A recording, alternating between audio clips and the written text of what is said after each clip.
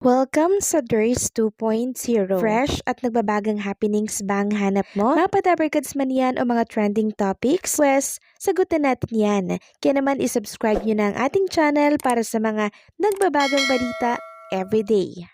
Welcome back again sa ating YouTube channel mga kadabarkads, and for today's video, ang pag-uusapan natin ay tungkol sa mga importanteng kaganapan sa loob at sa labas ng Itbulaga. Isang napakasayang pananghalian na naman ang ating pinagsaluhan kanina sa programang Itbulaga, and syempre damang-dama natin yung to the highest energy ng mga studio audience. Samantalang congratulations naman kay Ian Red na kung saan ay naging matagumpay nga po ang kanilang show dito po sa New Zealand, Auckland Christchurch. Kasama niya dito si Alexa and Janelle Alonso.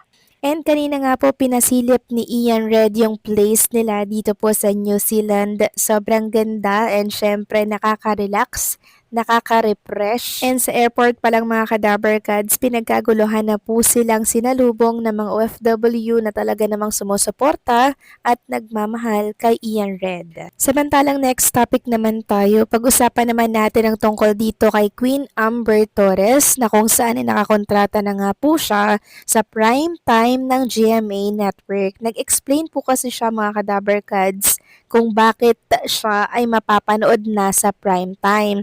Meron kasi mga nagtatanong na bakit lumipat ka dyan, di ba sa Itbulaga ka nakilala? Ito po yung naging explanation ni Queen Amber Torres mga kadabarkads sa paglipat niya dito sa GMA. Sabi niya sa GMA po, sa new show po, hindi po ako umalis sa Itbulaga. Wala lang pong project para sa akin sa ngayon. Chill lang po tayo, may tamang oras po ang lahat. Manifesting. So nakalagay dyan mga kadabarkads na wala po siyang project sa Itbulaga mga kadabarkads. Kaya niya po tinanggap syempre yung opportunity na binibigay sa kanya ng GMA sa prime time. And hindi naman po tamang batikusin si Queen Amber Torres katulad po ng ginagawa ng ibang netizen na wala daw utang na loob, na kesyo ganto, kesyo ganyan. So tama lang po yung ginawa ni Queen Amber Torres kung saan may opportunity, kung saan may offer, syempre, doon siya mga kadabarkad sa kung saan siya kikita. Isang way or chance na din po ito para mahasa ng sobra-sobra si Queen Amber Torres. Dapat pa nga matuwa po tayo mga kadabarkads, diba? Dahil kahit na wala po siya sa Itbulaga, meron po siyang pinagkakakitaan at palabas sa labas po ng Itbulaga. 'Di ba?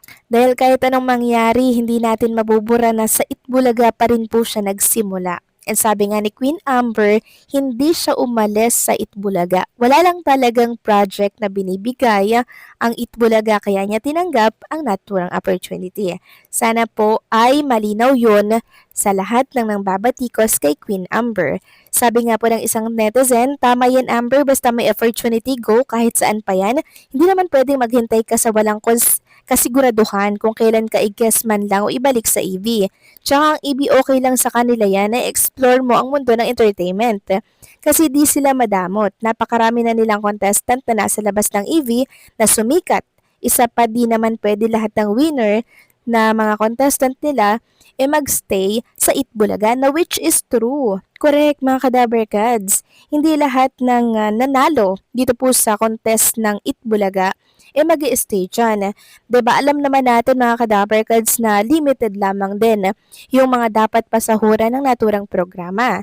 Since maliit lang din po yung sponsors nila sa ngayon, kaya kinakailangan po talagang maghigpit ng pisi. So yun po yung naging statement ni Queen Amber Torres at sana po'y malinaw ito sa lahat. Samantalang next topic naman tayo, pag-usapan naman natin ang tungkol dito sa binubuong pagsasanib pwersa. Ayon kasi dito sa isang write-up, Ludi, ikaw na ba ang susunod na concert superstar?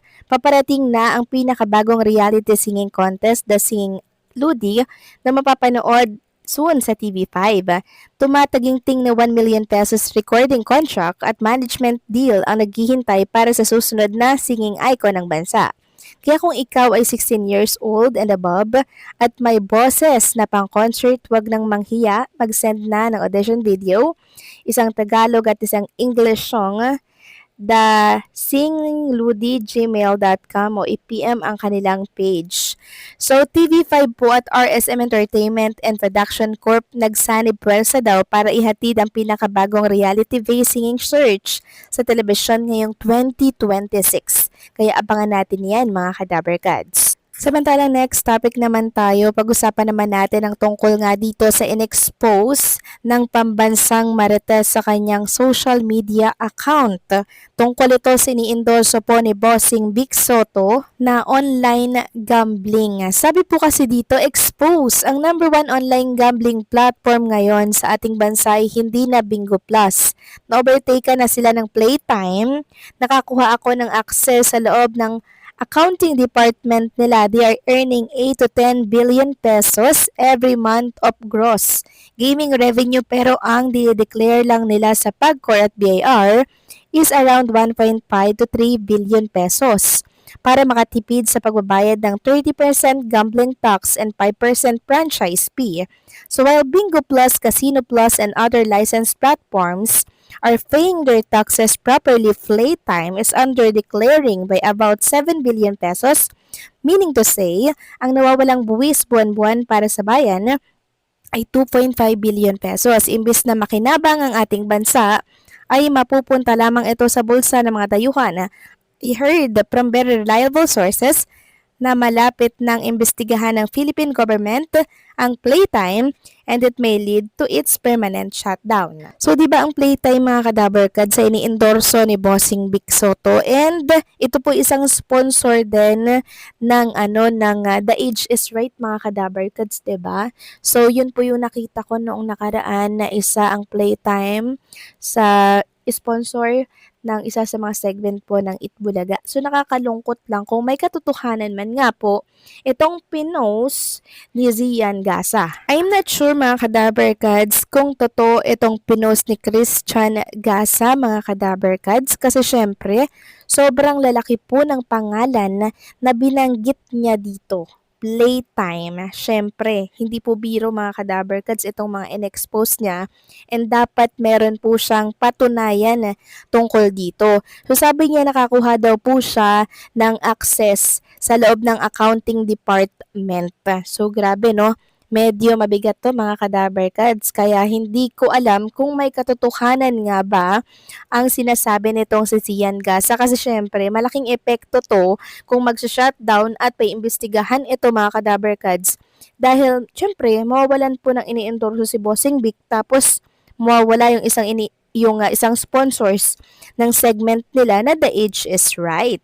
So, syempre, hihingan po siya ng pruweba, di ba mga Kadaberkad, sa oras na malaman po ito at kumalat sa mundo ng social media. Hihingan po siya ng pruweba tungkol dito sa kanyang mga paratang at sinasabi about sa Playtime. Kayo ba mga Kadaberkads, anong masasabi ninyo dito? Please comment down below.